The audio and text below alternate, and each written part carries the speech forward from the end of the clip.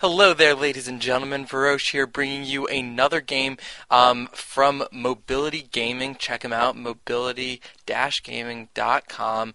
This game is going to be between Emyndri and representing Mobility Gaming still is Redground. And Emyndri is someone who I don't know a lot about. I scoured the internet looking for him, and apparently, I found on Sc2 Replay that he is a sniper for this map. All the games that they have of him are on this map, and it seems in the past he's produced motherships and carriers, so maybe he's got a really long-term plan on this map. But if you watch the GSL Team League, the GSTL, or any Clan Wars in the past, you'll know that the less skilled players of a team will train for a specific matchup sometimes. Just a Protoss versus Zerg specialist, and sometimes even map specific. So you could be a Protoss versus Terran specialist on Xelnaga Caverns, or just a specialist on Xelnaga Caverns, which is a certain possibility. If you know the complete ins and outs of every feature of this map, you know exactly where your Colossus need to stand to pick off SCVs at the back of their gold. You know everything about the map. You even know about the tasteless secret hallway. I mean, everyone knows about the John Common Knowledge hallway, but if Emyndri is truly a specialist on this map, he may even be aware of the tasteless secret hallway. We'll see later in the game if that is the case. I know about the tasteless secret hallway because I watch GOM TV, but I don't know about anyone else. So anyway, I'm really excited about casting StarCraft 2 because I can finally bring you stuff in HD. I know some people, HD StarCraft included, gave you HD in StarCraft Brood War, but that didn't mean a thing because the game resolution of StarCraft 1 is minimum and maximum. It's just one set resolution, 640 by 480, so 480p is going to have the same resolution as 1080p, that is. So no big difference there. Let's see what Emyndri's up to. It looks like he's chrono boosting out his first Zealot. So I think the way that this is going to time out is that he's going to get 2 Zealots out before his Cybernetics core. Might indicate that he's going to be going for a pressure build, but who knows. Yeah, man, I couldn't find anything about Emyndri. He, like Redground, doesn't have a Team Liquid Pro Gamer database page, but there's like nothing about Emyndri. I can't find what team he's on. I only found like 2 games of him casted ever. So yeah, it was a little bit scarce. So yeah, it looks like he's just barely going to get 2 Zealots out right as the Cybernetics core is finishing, and now his first Stalker is going to be chrono boosted out, and he actually might be able to do a little bit of pressure with some early couple of Zealots and a Stalker. And yeah, actually, Redground being forced to throw down a bunker, and let's see, is he going to go for the barracks? Well, no, he's not going to be going for the Reaper first because he's going for a Reactor, which could be could indicate a lot of different things right now. From the Liquid Tyler game, we know that he's got a little bit of a preference for Marines because even after the Phoenix became like a non-issue, he continued to just mass Marines. He built a lot. He had 4 barracks, 5 barracks, 4 of which had reactors. He was going hardcore barracks, producing 9 Marines at a time. But it looks like he's going to be going for Marines early, but it could be a Hellion drop, and we're probably going to see this reactor end up on the starport. At least that is usually the case. So yeah, some two Zealots and a Stalker, and then a second Stalker following behind are going to go up to do some pressure, and even a probe to build a pylon to even simulate the even more pressure. But it looks like it is going to be a 1-gate expansion. Although he is still mining out of 2 gas because he's building non-stop sentries. No. Oh, sorry for the scrolling. I should click on the mini-map. That's irritating. My bad. So he's going to throw it on the Nexus. A little bit questionable that he's mining off of 2 gases still, unless he's planning on going for heavy tech out of this. He's just building up a little. Like you can see, his minerals are low, but his gas is getting a little high. 50 and 300, and he's expanding more gateways. So I expect him to throw down a robotics facility or a Stargate, but I guess not. So anyways, we do see, let's see, looks like the factory built a tech lab while the starport was building, and the factory just lifted away, and we are going to be seeing some cloaked Banshees, and look how well Redground's build is timed out. He had 0 gas, basically. He had 300 gas, built the Banshee, built the cloak, or started researching cloak, and then zero gas effectively. That is a really well timed out build. So I have to say, Redground's build looks a bit more refined than Emyndri's, because like having a giant cache of gas, you could have pulled probes off of gas and put them on minerals and gotten your Nexus out 5 seconds quicker, something like that. It's not a huge problem if you're like a Platinum player trying to get to Diamond. I'm sure there's a lot of mechanics that you could be working on as well. But if you are a Masters player trying to get into the Grandmaster division, that's the kind of thing you need to look out for. And I'm sure most of you are already aware of that, but hopefully someone out there is writing their StarCraft notebook. And if you don't have a StarCraft notebook and you're trying to get really good at StarCraft, get a StarCraft notebook. Just keep it by your desk and write down important notes, or build orders, or just whatever. So this Banshee is going to come in to do some damage, and let's just take a look at the production tab to see that it is almost done. And meanwhile, we've switched back to we're producing factories.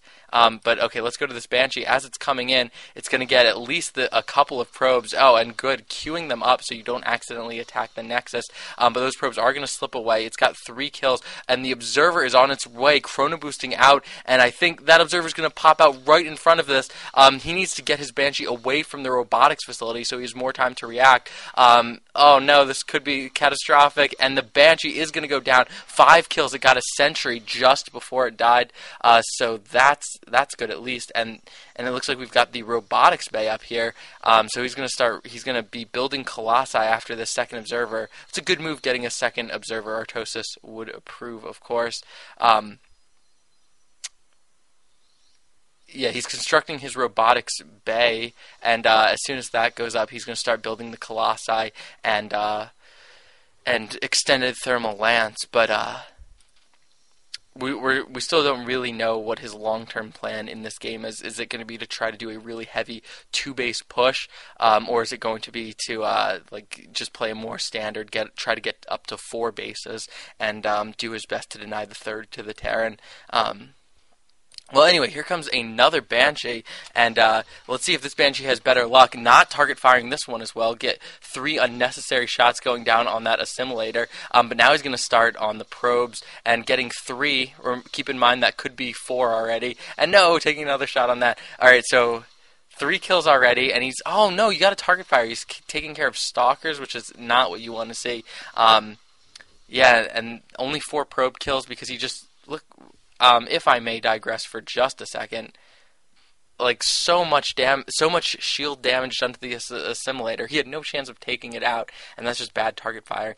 Although this could be quite problematic for Emyndri if he doesn't realize that he's missing a probe on gas. That's going to be 40 less gas per minute, which is a big deal. Oh no, speaking of big deals, 2 probes got misrallied and stuck, so they're just going to hang out by this robotics facility. He actually queued up a warp prism. Hopefully this is also for harass, but he could just... use this to rescue his probes. And I think he tried to do like a pylon trick to get them out, but I don't even know if that works in StarCraft 2. I haven't really done a lot of experimentation. So anyway, we do have a forge going up for upgrades right over here. And idle probes, got to click that back. Always got to shift click that back. And see what's going on for the Terran. He's still with this heavy marine composition. Definitely just a player preference thing, not so much reacting to a certain build order, because it seems that he's doing this as a catch-all, which could be really, really bad against these Colossi, which I'm sure he had ample opportunity to scout. Did he actually? Yeah, he sees the robotics facility, and I'm sure he had a chance to click on that or just assume if he didn't. But anyways, this is kind of funny. They have each other's Xelnaga Watchtower. Emyndri is controlling the one closest to Redground, and Redground is controlling the one closest to Emyndri. So the first Raven is coming out, and this might just be a really powerful... if he has I'd like to actually see a couple of Banshees with this. But a really powerful Raven point defense drone push. You just throw and this is actually the exact thing that the Protoss doesn't want to let the Terran do is while they're getting a Raven, just walk across the map unharassed, because you want to buy time by making these tanks siege up, and sometimes you can even bait out the point defense drone. Of course, there won't be enough gas for that point defense drone, but a couple of SCVs, as well as one Zealot going down just there, and Well, now this is just okay. So it looks like we're going to switch back into more Marauders because we do see the double tech lab going down, but and some Marauders being queued up, but still no upgrades yet. Not the concussive grenades or stim or combat shields. So those are completely unupgraded Marines, which is just fine. It's the tanks that are the really important to keep alive, and the Marines are in a little way just trying to buffer for that. So loading up only 5 Marines to go do a drop, and he could take out a pylon with this, but it's probably not going to do very much of anything because there's nothing over there. And meanwhile, an observer straying into the sight range of the Raven, so even though the observer didn't get in range to see that Raven, oh, he's trying to focus down the robotics facility. That's totally not going to happen. He doesn't have stim, and he doesn't have enough Marines. It's just not going to take way too long, and he actually might lose this drop as the units are warped in, and he's kind of backed himself into a corner. He might have to just go up into this area where he's not going to be able to be very effective. Although, when he pushes in, he might be able to go do some harassment back here. We'll have to keep an eye on the mini-map, I suppose, and by we, I mean myself. Oh, hey, look, the Warp Prism did pick up those 2 probes, but the most important part of rescuing 2 probes is to actually drop them off so that they can do something later in the game, and I was really hoping he'd do harassment with this Warp Prism too. Basically, he just spent 200 minerals to pick up 100 minerals worth of probes, and he didn't even do that successfully, so that's a little bit bad, but I'm sure he's got a lot of stuff going on. I'm just curious, oh wow, I should have just pressed M, what the multitasking is. It looks like Emyndri is on fire right now, but well, 150 isn't that much, but that he probably wasn't spamming at the beginning because his overall average is under 80, which is a little bit low for competitive gamers. So Redground's set himself up in some really good position, and if he just he might actually be able to take out this natural expansion Nexus if he just keeps pushing up and lays down a very well placed point defense drone.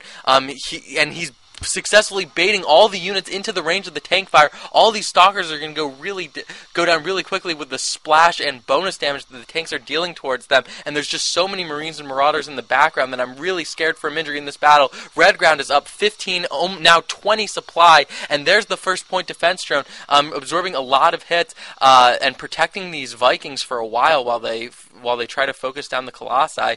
And this is not looking good for Emyndri at this point. He loses a Colossi, and he's got no Colossuses in construction, but there were 2 that were just sitting in the background being unused, and with the use of this and maybe the next round of units, he might just be able to push out, especially because this point defense drone is out of... Oh, and using the Phoenix to lift the siege tank. I didn't even notice the Stargate being built, but Phoenixes are a very effective counter to the siege tank because lifting one up there just completely removes it from the battle. And no, the Raven's going to go down, and it had energy on it. It could have just laid a point defense drone auto turret right there and done some damage. And also some disappointing multitasking by Redground. Didn't find the time to put the 5 Marines here. And also, Emyndri... he sees this. It's on his mini-map. He can see it right now. It's just slightly out of range. Really should take care of that. Really should take care of that medevac. And, actually, very nice micro by Redground, stimming and chasing that Warp Prism to its death. Very nice. And actually, is he going to just swing around and scout that this base is going up? He still doesn't know about it, but he's very, very close to just walking in and scouting that. Nope. Army comes. No, he actually does get vision of that. You can see on the mini map that he does see the Nexus having been warped in. So he's going to know that that's the case. And I gotta say, Redground's in a pretty solid lead. It looks like his macro actually slipped up a little bit after he got pushed back on that attack. Emyndri actually managed to catch up in supply. Although a lot of infrastructure, I gotta say, is also going up. He's building an engineering bay and an armory and 2 tech labs and doing a lot of rearranging. Looks like he's going to do reactors so he can get a lot more Vikings out more quickly. But with the starports, he already scouted a Phoenix. So with the starports, he might actually need 2 starports worth of Vikings because Colossi and Phoenixes... like the idea of this Phoenix build is you use all of your gas that you would normally be using for stalkers for Phoenixes, and you can overwhelm the Viking army, and your Colossi will just last the entire battle and destroy the Terran ground army. And it is pretty effective, although sometimes you lose the ground battle because it's possible that you lose the ground battle because you just don't have enough on the ground. But unless the Terran gets a second starport. Oh, and actually it looks like this. Oh, how did this? Oh, Emyndri, how did this do damage to you? Just clicking around, it looks like most of these have a kill or two. It looks like one kill on each one of them, but dealing some damage, which is not what you would expect when there was a Phoenix sitting right there and supposed to take that out. So Redground actually taking his back expansion there, which is really unusual. You usually see go for the gold, but he hasn't even taken down those rocks yet. And meanwhile, Emyndri is taking his third expansion. I'm sure you saw that before while I was talking about the Phoenix Colossus Zealot composition. And yeah, this is such a good build for air dominance, because the Vikings it's usually a close air battle between the Vikings and the Phoenixes, and if the Vikings target fire the Colossus, the Phoenix just easily win the air battle, probably before all the Colossus can go down. And if the Vikings fight the Phoenixes, even if the Phoenixes lose, it's still not a huge problem because the Colossi bought so much time for the Colossi, and they rebuild so quickly. We actually have 2 Stargates now, and a third Stargate going up. Wow. I think he might be switching into some mass void ray because you can build so many. You can build so many Phoenixes off of 2 Stargates. Even not chrono boosting it, you can. You're still going to be able to spend like 400 gas a minute on Phoenixes, and that you really don't get that much gas. You get about 120 per minute per geyser. So that's 2 bases worth of gas, which doesn't leave much for Colossi. Although I guess he is going up to a total of 8 gases, so maybe he will have enough gas to support. Does he have, I believe, double Robo Colossi and 3 Stargate Phoenixes? I don't actually know if he's going to have enough gas for that. But he is going to have the option. He's going to be a little bit over invested in production facilities, but have the option to switch to a more Oh, sorry, lag spike right there. Switch from a more robotics-heavy composition to a more Stargate-heavy composition back and forth really quickly. And it looks like he's actually making a couple of, instead of Colossi, he's making a couple of Immortals. And I really like the decision to make a Thor by Redground. He probably could make a second Thor too, although both players are maxed out at this point. And I think I might actually have to pause this recording because something's going wrong with my computer, and it is lagging a little bit. If it starts to do that again, I'll see what I can do. Maybe turn down the settings. But lost my train of thought. Yeah. I have to turn down the settings.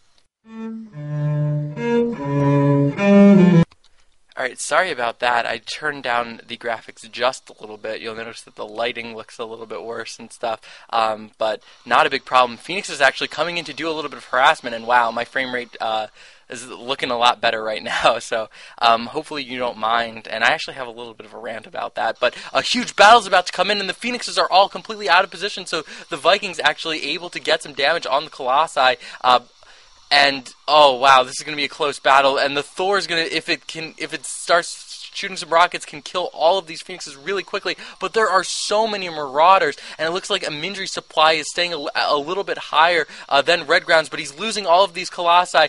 Phoenix is lifting the tanks. There's nothing else can hit air in this battle besides these Vikings, so once all these Vikings are dead, Redground's going to have to eventually lose this battle, but not before killing every single Colossus and even every single gateway unit. And actually this air battle is going to be reinforcements come in, so it's going to be won by Emyndri, but Redground definitely taking the latter part of that battle decisively and actually coming out ahead very, very nicely.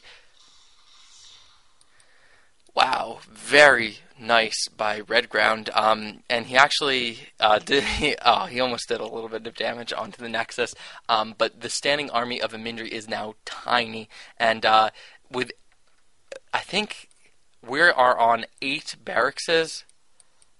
Yeah, it's an insane amount of barracks that are out, and there really aren't that many gateways. Only 7 gateways up with an eighth constructing right now. So Redground's actually got the ability to reproduce his army much faster, as you can see, already 150 to 130. That after that battle, Redground just being able to skyrocket his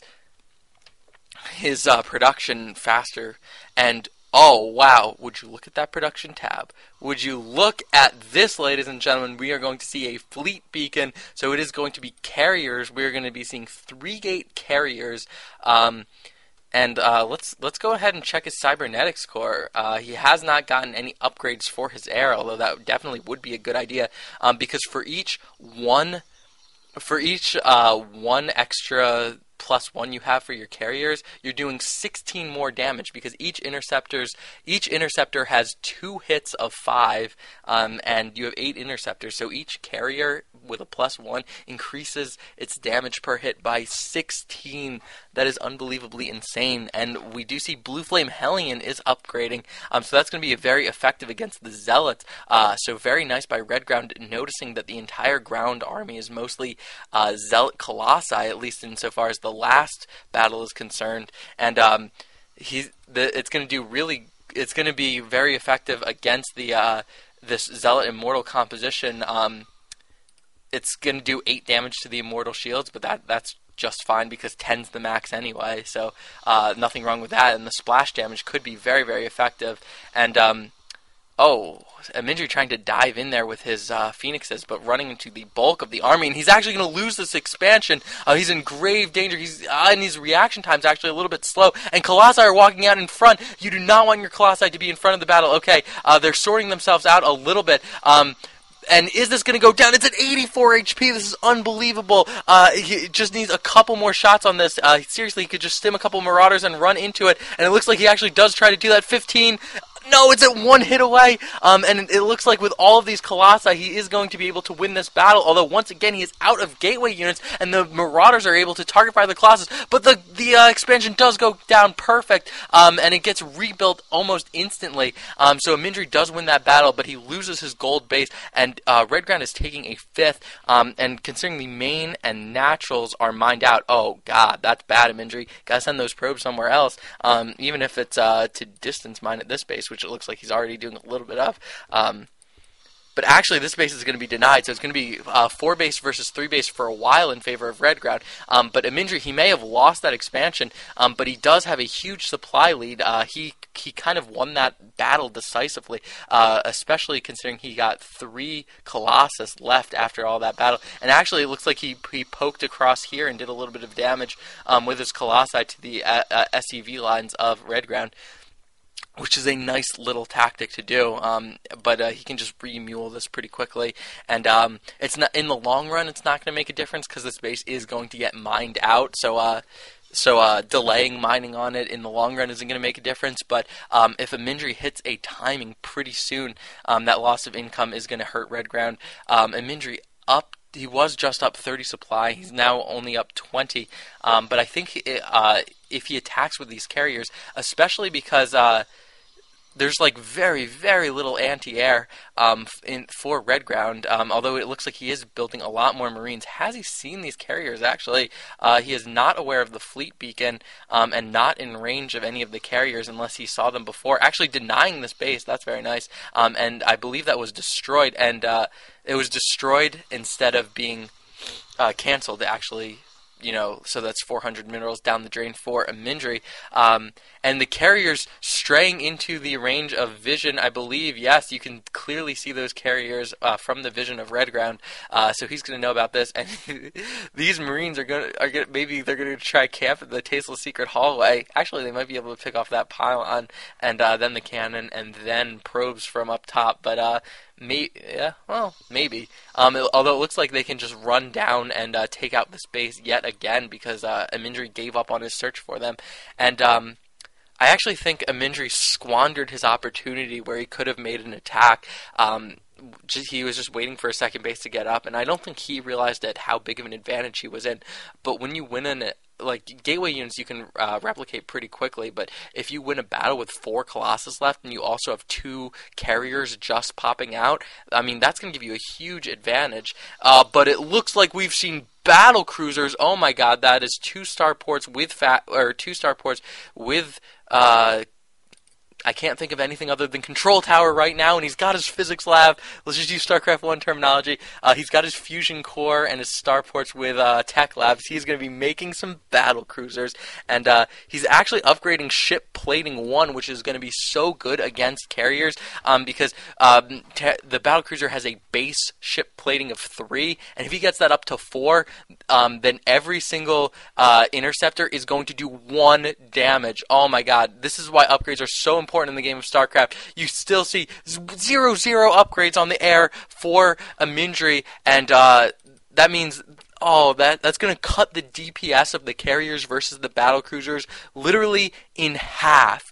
Upgrades are so important, and it actually looks like we've seen high Templars, although Storm is not yet complete, and it looks like Redground's going to hit the perfect timing, and feedback is decent against battle cruisers, but the maximum damage it can deal is about a third of the battle cruiser's HP. And here comes the battle. There are SCVs, because I think Redground has decided he has too many SCVs, and Marines actually getting in, and they're target firing the Colossi, they're target firing the carriers down. All the Colossi are dead. This is a complete massacre, and the carriers are going to go down, and Redground can just push forward and take out this 4th base, and then swing around and take out however many bases he wants. He decisively won that battle, and now that the gold base has gone down, there's only 2 bases mining for Emyndri, and it's actually only 1 base for Redground, although he is building another command center to float up to here, and he could actually, oh no, that's a planetary fortress, but he could actually float his main and natural as well, so he takes out that base, so that's going to put both players on precisely 1 base,